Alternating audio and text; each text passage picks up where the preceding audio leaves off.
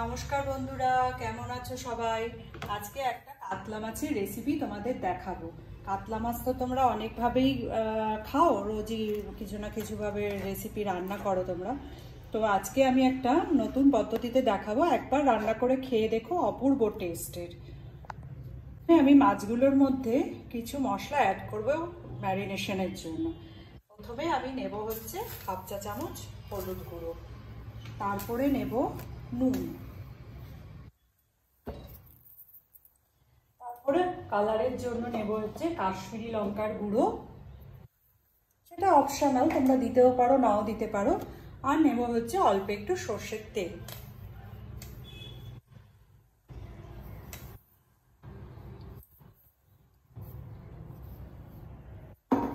এবার আমি মাছটাকে ম্যারিনেট করে রেখে দেব।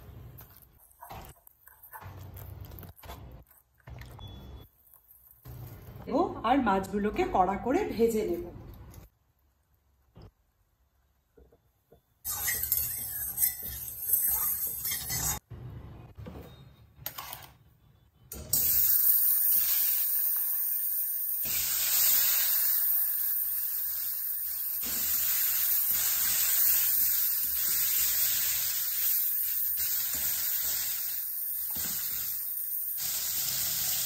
হতে হতে আমি কতগুলো মশলাকে পেস্ট বানিয়ে দেবো।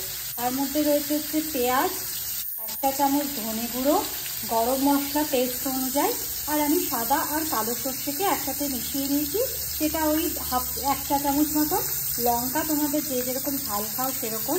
আদা নিয়েছি 1 ইঞ্চি মতন, জিরে নিয়েছি, গোটা জিরে নিয়েছি 1 চা চামচ মতো, আর নিয়েছি রসুন নিয়েছি আমি এই পরিমাণ মতো। এগুলোকে আমি একটা স্মুথ পেস্ট বানিয়ে নেব। মাছগুলো আমার ভাজা হয়ে গেছে। এবার এই তেলের মধ্যে আমি দেব হচ্ছে তেজপাতা আর এলাচ ফোড়ন দেব। এই যে এলাচকে একটু থেতো করে নিয়েছি, আর একটা তেজপাতা ফোড়ন দিয়ে দিলাম।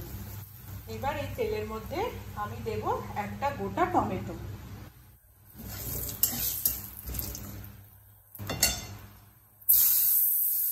আর কিছুটা ধনেপাতা। টমেটোটাকে নরম করার জন্য ওর মধ্যে অল্প করে একটু নুন দিয়ে দেবো।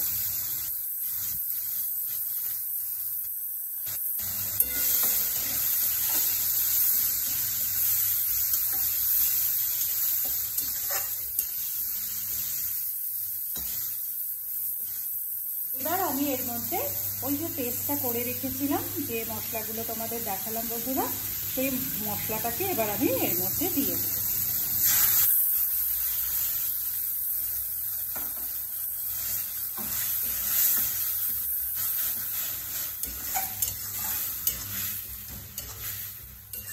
মশলাটা ঠিক করে কষানোর জন্য অল্প করে একটুখানি জল দিয়ে দেবো মাটিটা দিয়ে, যাতে মশলাটা পুড়ে না যায়। এবার এটাকে আমি একটু ঢাকা দিয়ে দেবো। গ্যাসটা একদম সিমে করে কিছুক্ষণ এটাকে হতে দেবো। ঢাকনা খুলে দেখবো যে মশলা থেকে তেলটা ছেড়ে এসেছে কিনা।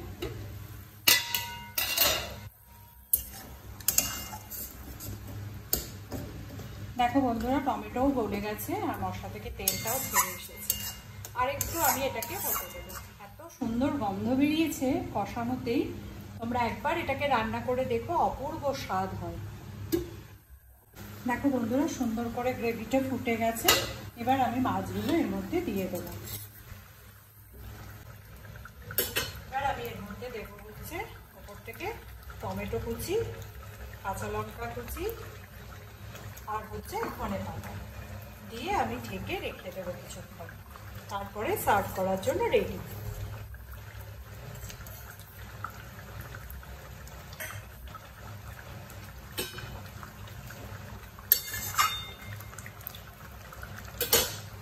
কাতলা মাছ একবার এইভাবে বানিয়ে দেখো বন্ধুরা, অপূর্ব স্বাদ আর খেতে খুব মজার। আর যারা আমার চ্যানেলটাকে দেখছো তারা প্লিজ লাইক অ্যান্ড সাবস্ক্রাইব করো, যাতে আমি তোমাদের জন্য আরও সুন্দর সুন্দর রেসিপি বানাতে পারি আর বানানোর উৎসাহটা খুঁজে পাই। তোমাদের ভালোবাসা আর তোমাদের সাথে থাকাই আমার উৎসাহ।